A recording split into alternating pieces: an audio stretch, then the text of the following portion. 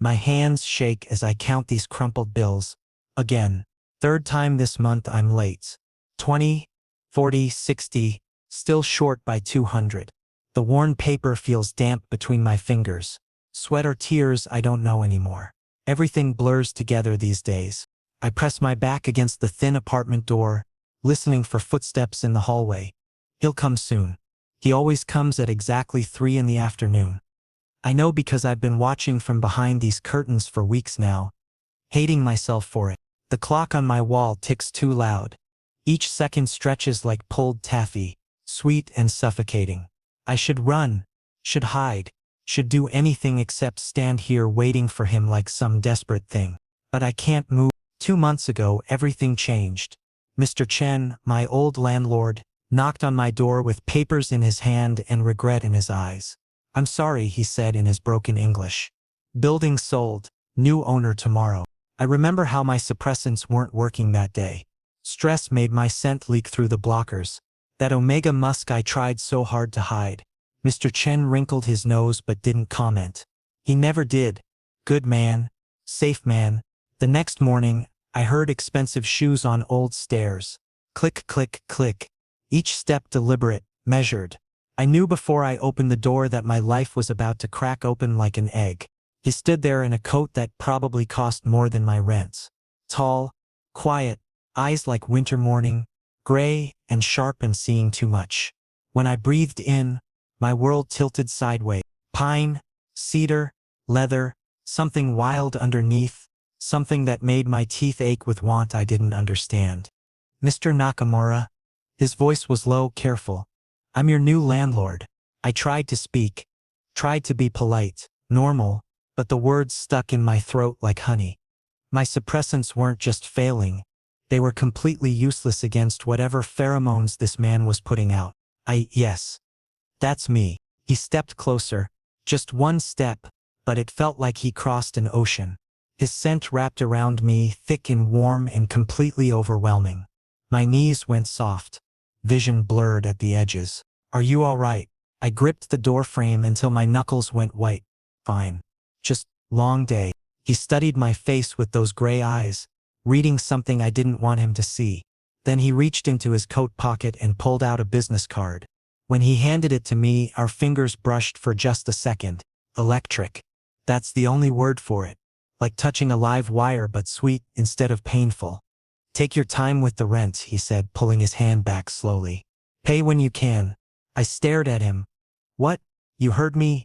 Then he was gone, leaving only his scent lingering in my doorway.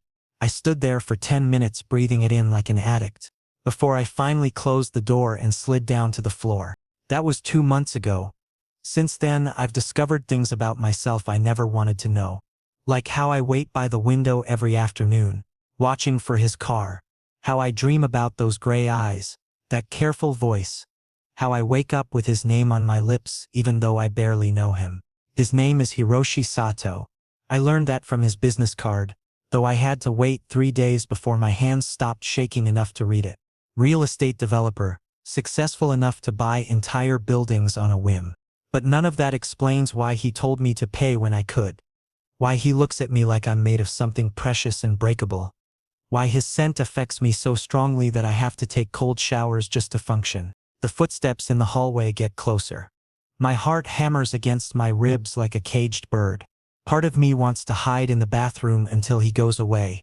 But a bigger part, a part I'm ashamed to acknowledge, needs to see him again. The knock comes soft but confident. 3 raps. Always 3. "Coming," I call, though my voice cracks on the word.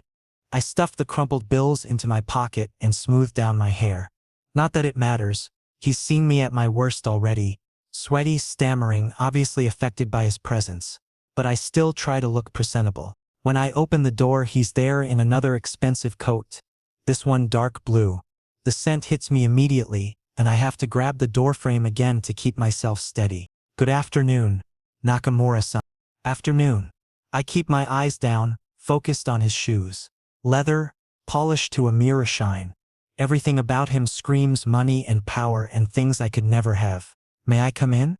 I step aside without looking up. He moves past me and for a moment his scent surrounds me completely. Pine and cedar and that wild something that makes my omega instincts sing with recognition. The door closes behind him with a soft click. We're alone in my tiny apartment and suddenly the walls feel too close. The air too thick. I finally look up and meet his eyes. They're studying me with that same careful intensity as always. Like he's trying to solve a puzzle I didn't know I was presenting. The rent. I start reaching for my pocket. Later, he says quietly. First, we need to talk. He brings me soup when I cough too loud through thin walls. I don't understand it, don't understand him. The first time it happened, I thought I was dreaming. Woke up to find a thermos by my door. Still warm, smelling like ginger and care. No note, no explanation, just soup and the lingering trace of his scent in the hallway. I was sick for 3 days. Fever, chills, the kind of cold that makes your bones ache. Could barely drag myself out of bed to eat crackers and drink water from the tap. The walls in this building are paper thin. He must have heard me coughing through the night, but why would he care? I'm just a tenant, a late-paying tenant at that. The thermos sits on my kitchen counter now, clean and empty. I should return it. Should knock on his door wherever that is, and give it back with proper thanks. But every time I think about facing him, my hands start shaking again. It's not just the soup though. It's everything. Last week my heater broke.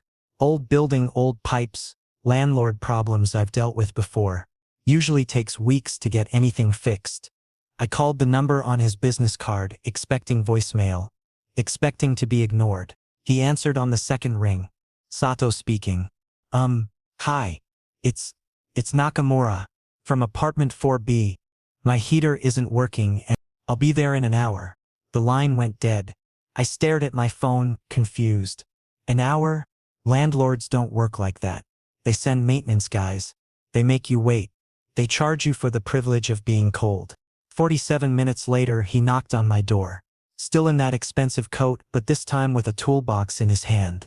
Behind him stood a repair technician, professional and ready to work. This is Tanaka-san, he said, stepping into my apartment. He'll have your heat back on in no time.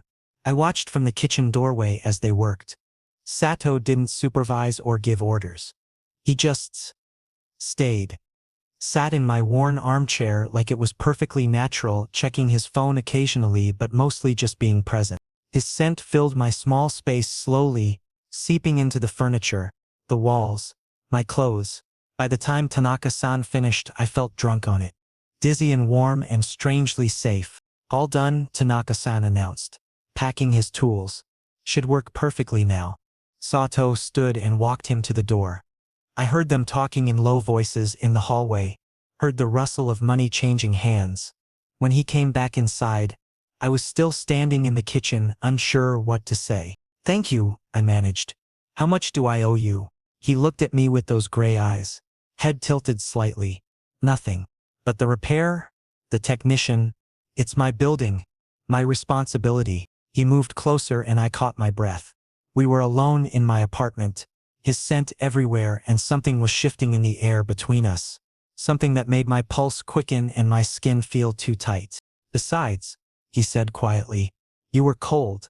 That was it. No grand gesture, no dramatic declaration. Just simple care offered without conditions. It hit me harder than any passionate speech could have. After he left, I sat in my newly warm apartment and tried to make sense of what was happening. Normal landlords don't hand-deliver soup. They don't personally oversee repairs or refuse payment for maintenance. They definitely don't look at their tenants like they're trying to memorize their faces. But Sato isn't normal. I'm starting to understand that. Yesterday morning, I found groceries by my door. Not expensive things, just basics. Rice, vegetables, eggs, bread. Enough to last a week. The bags smelled faintly of his scent, which means he carried them here himself. I haven't thanked him yet, haven't even acknowledged the gifts. Part of me is afraid that talking about them will break whatever spell makes them appear. Part of me is afraid of what it means that I want them to continue. The strangest part is how he lingers. When he comes to check on things, and he's been finding excuses to check on things more and more often. He doesn't just handle business and leave. He stays, makes conversation, asks about my work, my health, my life, and he watches me. I feel his eyes on me constantly, studying, cataloging, noting things I don't even know I'm revealing. When I stumble over words, when I duck my head in embarrassment, when I can't quite meet his gaze, he sees it all. 3 days ago, I was coming down the stairs with a load of laundry when my foot slipped. The basket went flying, clean clothes scattering across the landing like fallen snow.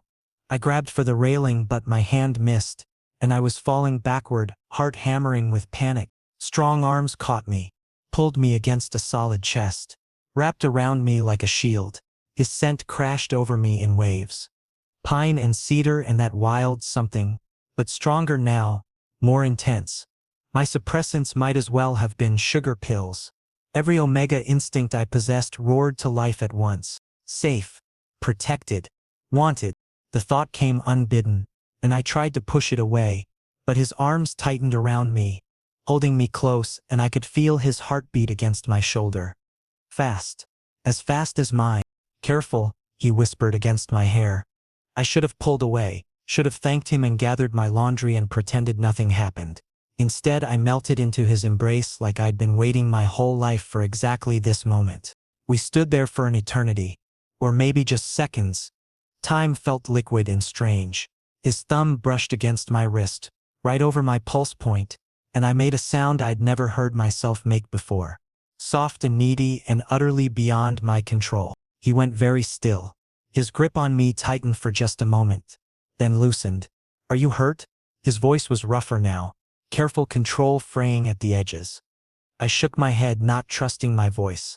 Slowly, reluctantly, he released me, helped me gather the scattered laundry with hands that weren't quite steady. We didn't talk, but the air between us hummed with unspoken things. That night I lay in bed with my skin still burning, where he'd touched me. My wrist tingled like he'd branded me there. Every time I closed my eyes, I felt his arms around me again, breathed his scent again, heard that whispered word against my hair. Something is wrong with my suppressants. They're not working anymore, haven't been working since the day he first stepped into my apartment. But I'm afraid to get stronger ones because I'm afraid of what that might mean. I'm afraid of losing this. Whatever this is.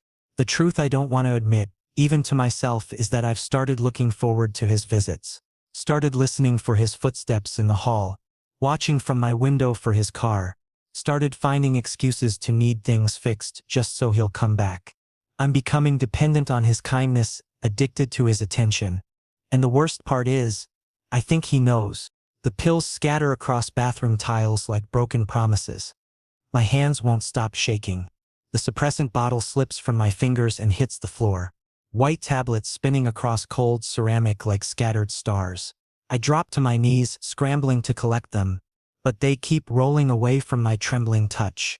This isn't supposed to happen. Not yet. Not now. But my body doesn't care about timing or convenience or the fact that I'm 3 days early. Heat builds under my skin like fever, makes my thoughts fuzzy and desperate. The scent blockers I applied this morning have already failed completely. I can smell myself now, sweet and needy and utterly omega. A knock at my door freezes me in place. 3 soft raps. His knock. Of course it's his knock. Of course this would happen now when I'm at my most vulnerable, most exposed. The universe has a cruel sense of humor. Nakamura-san. His voice carries through the thin door. I came about the rent discussion we planned. Rent discussion. Right. I'd asked him to come today, back when I thought I had more time, more control. Back when I believed I could handle being in the same room with him without falling apart. I pressed my forehead against the bathroom floor, breathing hard. Maybe if I stay quiet, he'll leave. Maybe he won't notice the sweet omega scent that's probably seeping under the door by now. I can smell you, he says quietly, and my whole world tilts sideways. Of course he can. Alpha noses are designed to detect omega pheromones, especially distressed ones, especially preheat ones.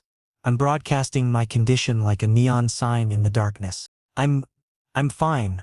I call back, though my voice cracks on the words. Just give me a minute. Silence stretches between us. I count my heartbeats, too fast, too loud, too desperate. Sweat beads on my forehead despite the apartment's chill. Every nerve ending feels exposed and raw. Let me in, Nakamura-san. It's not a request.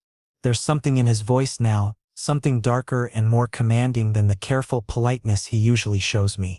Alpha voice. Alpha authority. Every omega instinct I possess responds to it with shameful eagerness. I drag myself upright, legs unsteady. In the mirror I look wrecked, flushed cheeks, dilated pupils, hair sticking to my damp forehead. No hiding what's happening to me now. The walk to the door feels endless. Each step sends heat spiraling through my body, makes my skin feel too tight and too sensitive. By the time I reach the lock, I'm breathing like I've run a marathon. When I open the door, his scent hits me like a physical blow. Cedar, pine, musk, but stronger now, richer, tinged with something that makes my knees buckle. He catches me before I can fall, strong hands gripping my arms, pulling me against his chest. Easy, he murmurs, and his voice is rough now, control fraying at the edges. I've got you. I should pull away, should apologize, make excuses, send him away until this passes. Instead, I lean into his strength, let him hold me up when my own legs won't do the job. His scent surrounds me completely now, and something deep in my brain purrs with satisfaction. Safe. This is safe. This is right. This is what I've been craving without knowing it. You're in preheat, he says, stating the obvious. I nod against his chest, too overwhelmed to speak. His hands move to my waist, steadying me, but the touch sends electricity through my entire nervous system. I make a sound, half gasp, half whimper, and feel him go rigid against me. When did it start? This morning, maybe earlier. I don't know. The words tumble out, broken and breathless. My suppressants aren't working. Haven't been working since I moved in. It's not a question. He knows, has probably known for weeks while I've been lying to myself, pretending this was normal, manageable, controllable. He guides me backward into the apartment, kicks the door closed behind us. The click of the lock echoes like thunder in my ears. We're alone now, really alone, and the air between us feels charged with possibilities I'm too scared to name.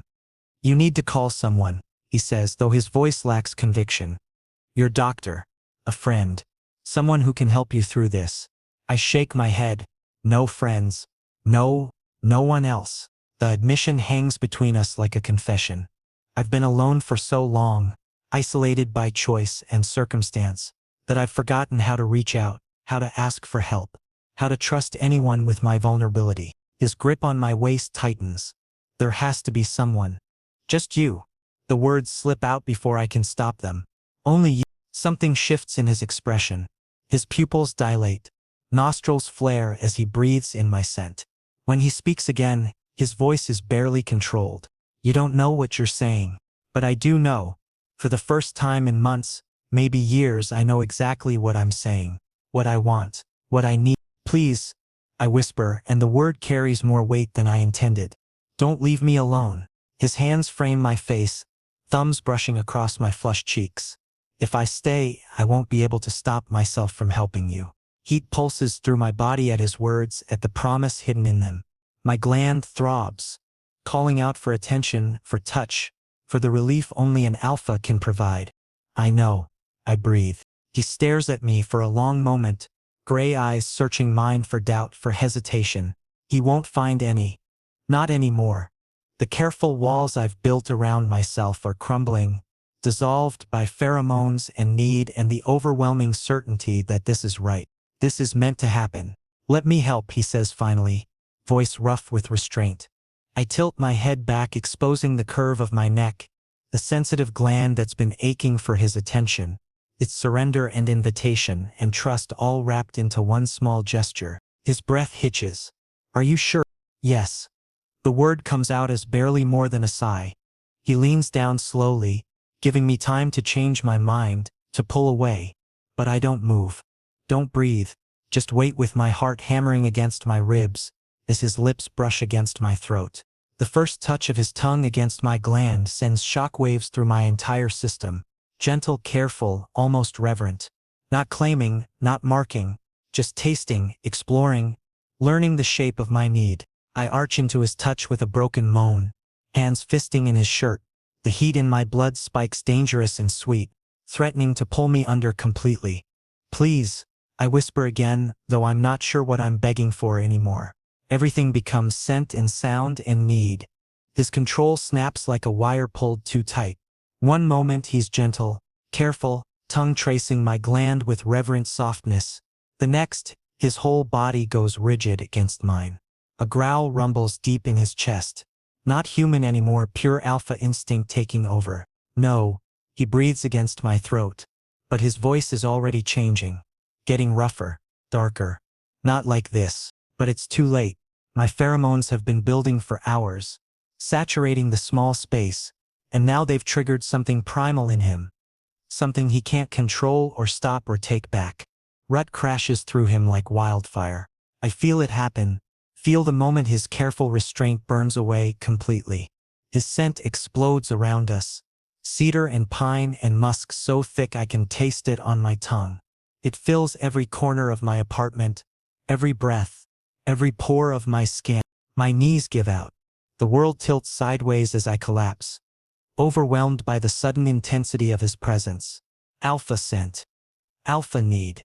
Alpha claiming every molecule of air in the room until there's nothing left but him. Strong hands catch me before I hit the floor. Lift me like I weigh nothing. His face swims in and out of focus above me, features twisted with something between agony and hunger.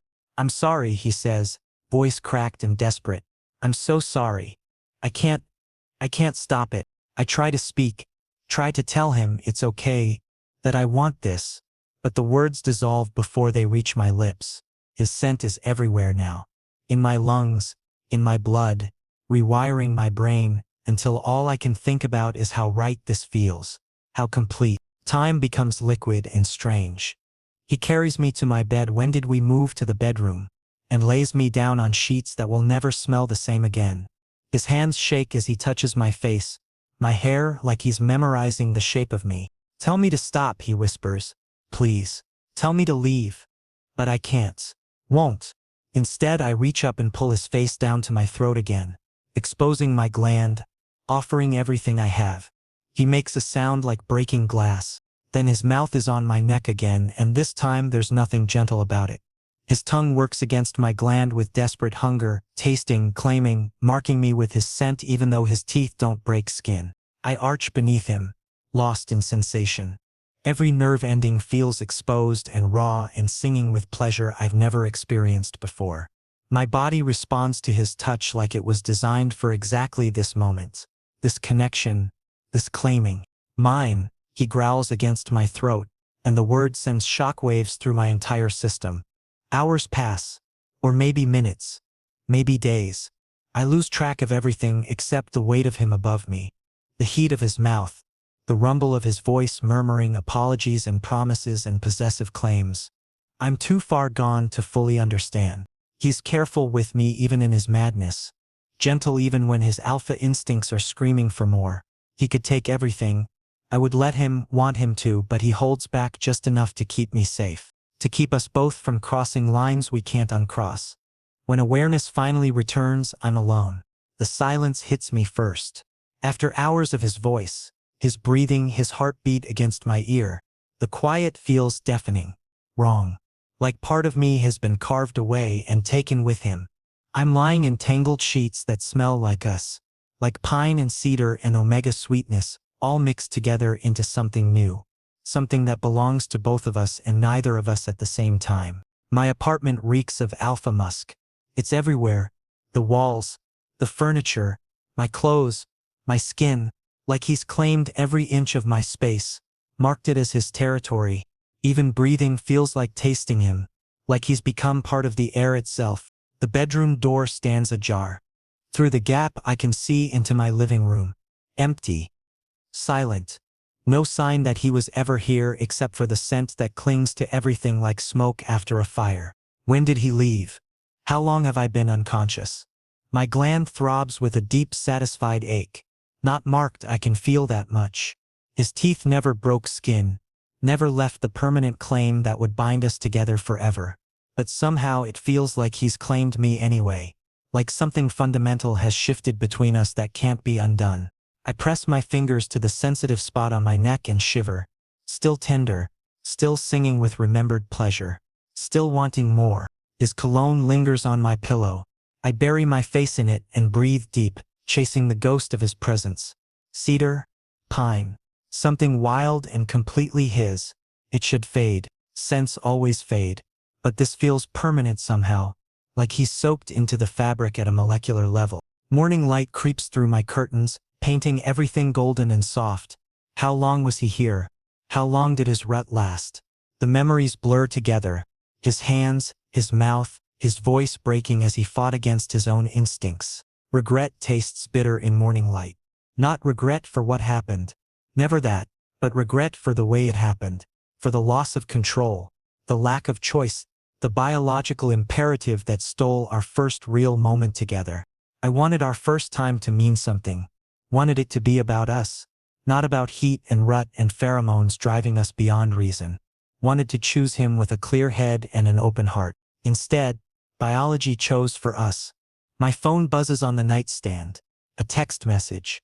My hands shake as I reach for it, hoping, praying it's from him. Unknown number. Are you all right?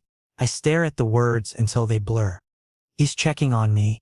Even after losing control, even after running away in what must have been shame or fear or regret, he's making sure I'm okay.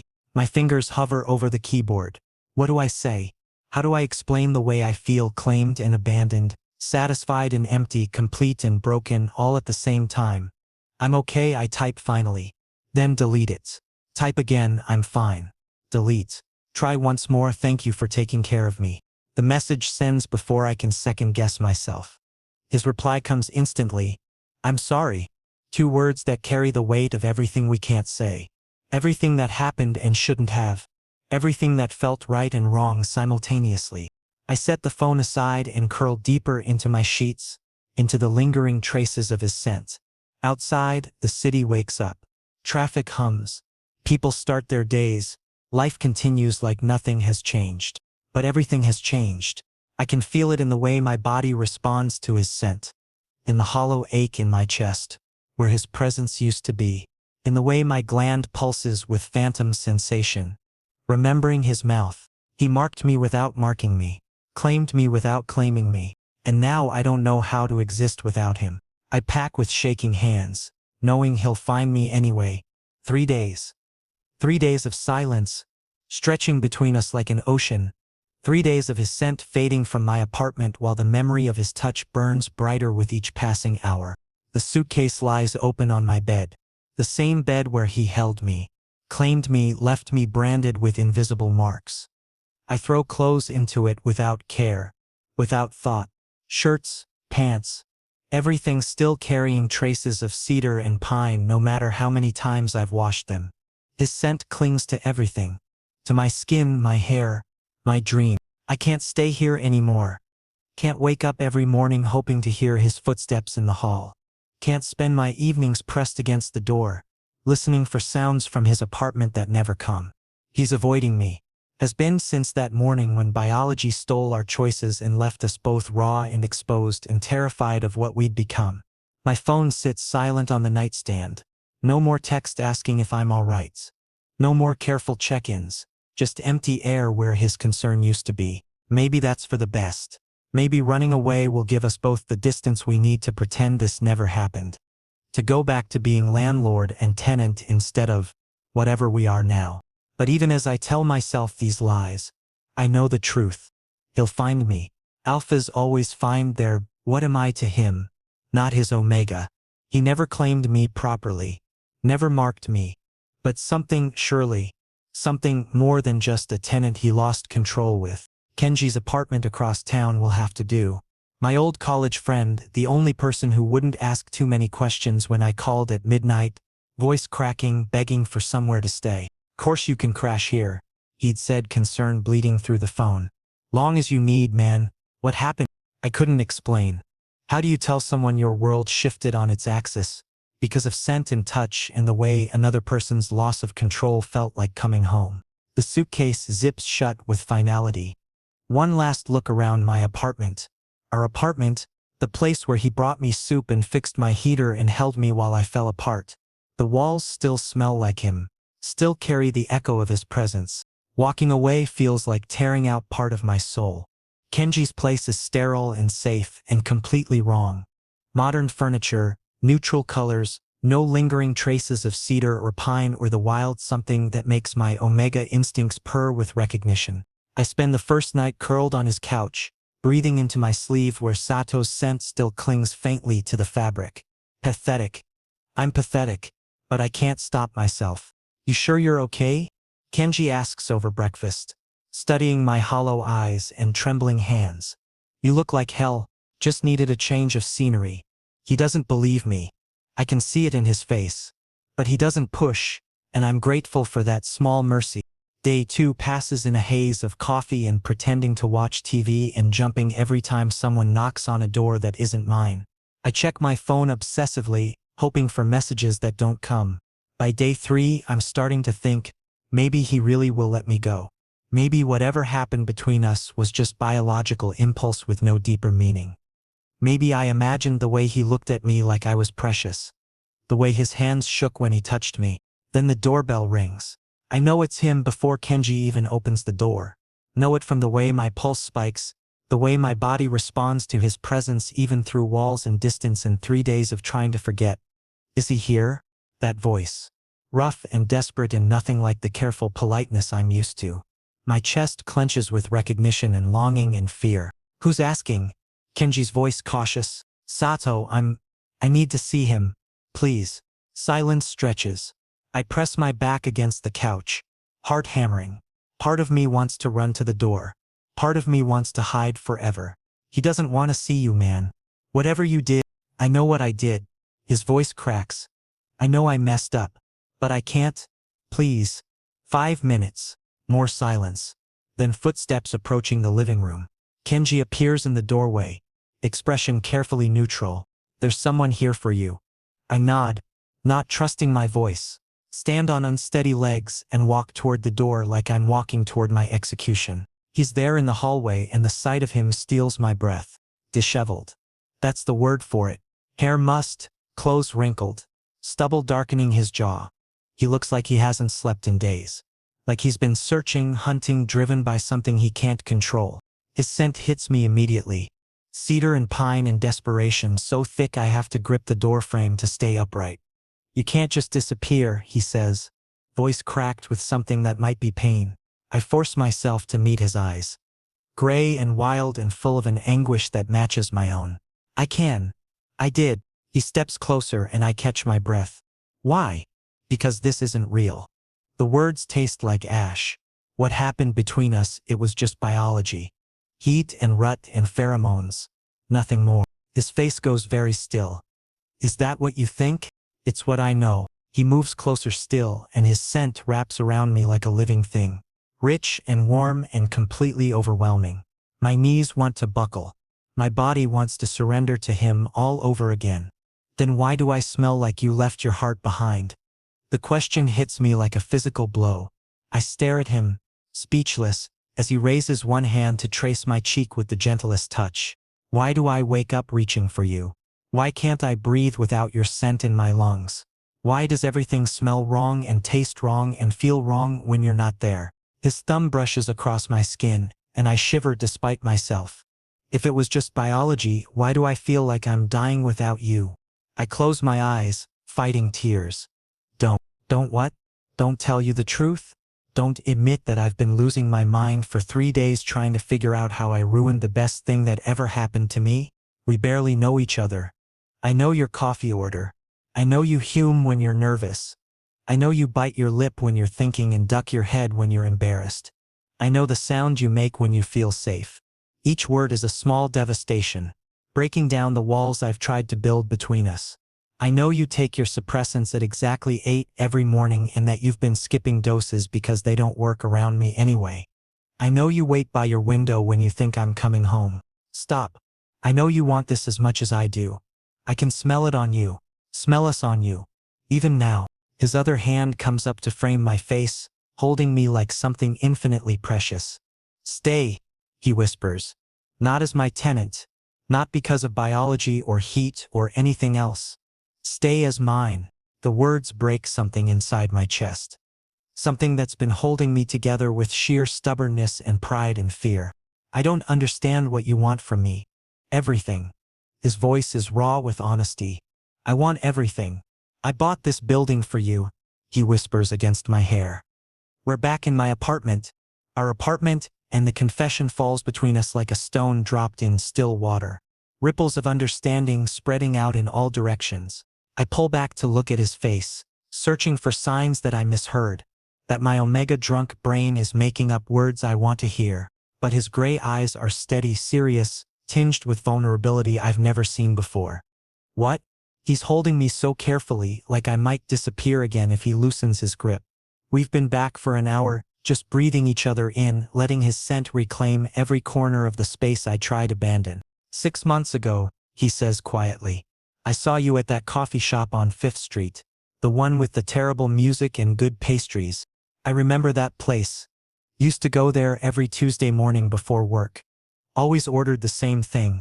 Dark roast, no sugar, blueberry scone if they had any left. You were reading, he continues. Some thick book with a cracked spine. You looked so focused, so beautiful in the morning light. And when you moved, when you reached for your coffee, I caught your scent. His hands tighten on my waist. I'd never smelled anything like it. Sweet and warm and completely perfect. It hit me so hard I couldn't breathe. Couldn't think. Couldn't do anything except stand there like an idiot, staring at you. I never saw you there. I made sure you didn't. Followed you home that day, not to hurt you. Never that. Just to know where you lived. To know you were real and not some dream my alpha hindbrain conjured up. The pieces click into place. The timing. The way he appeared in my life right when I needed help most. The kindness that never made sense from a stranger. The building was already for sale, he says, reading my thoughts. I just expedited the process. Paid more than it was worth. Much more. I stare at him, overwhelmed. That's pathetic, he finishes. Creepy. Stalker behavior. I know. Romantic? I whisper instead. His eyes widen. What? You courted me. Wonder colors my voice as understanding blooms. All of it, the soup, the repairs, the groceries. You were courting me. He ducks his head, embarrassed. Badly, patiently. I reach up to touch his face, make him look at me. You waited. You could have claimed me that first day when my blockers failed. Could have used alpha voice. Alpha authority. But you waited. I wanted you to choose me. Not my scent. Not biological imperative. Me. I did choose you.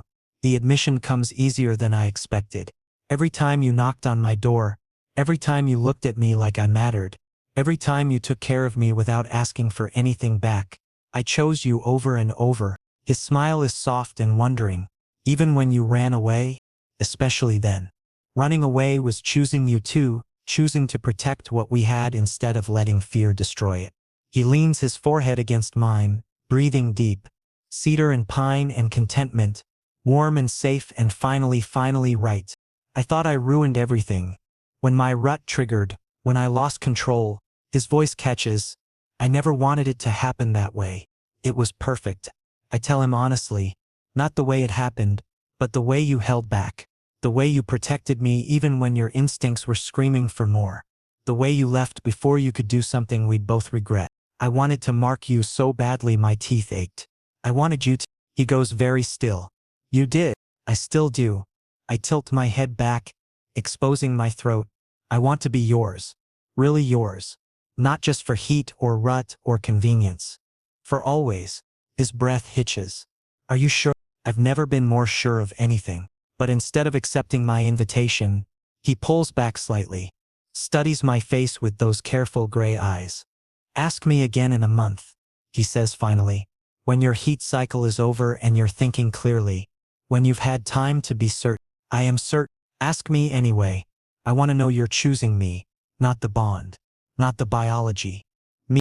The patience in his voice, the careful restraint, makes my chest tight with emotion. Still protecting me.